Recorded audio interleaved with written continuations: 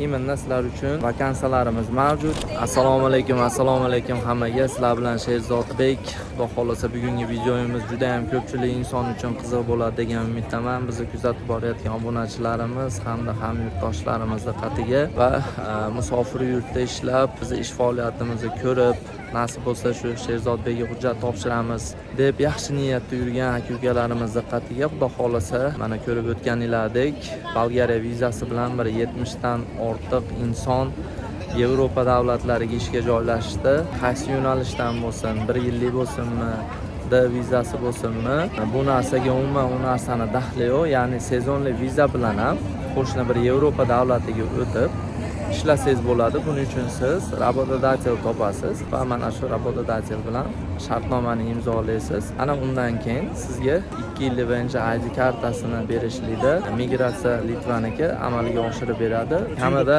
1 oy, 1,5 oy vaqt ketadi to 2 yillik birinchi ID kartani olguningizgacha.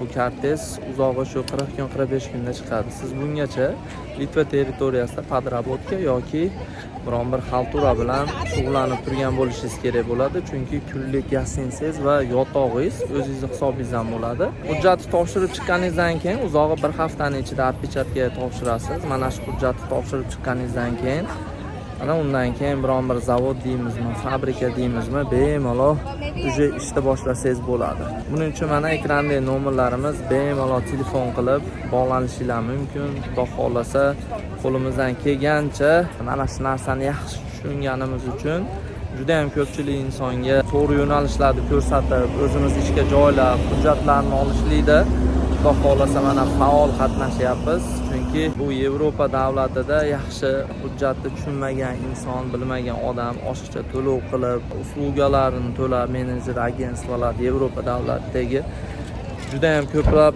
aksariyatlari 1,5 ming, 2 ming yevrogacha 2 yillik birinchi ID kartasiga sarf qilyapti. Azizlar, bunaqa rasxod bo'lmaydi.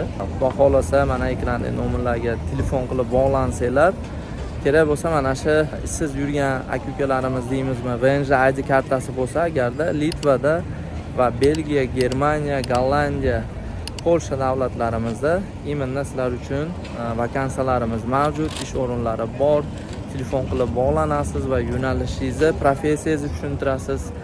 Deylik, Yevropada necha yildan beri siz kelganingizga 1 oy yoki 6 oy yoki 1 yil, shu haqida biroz bir o'zingizni tushunchangizni yo'nalishingizni aytib o'tasiz. Xudo xolasa biz unga qarab albatta javob berib chiqamiz.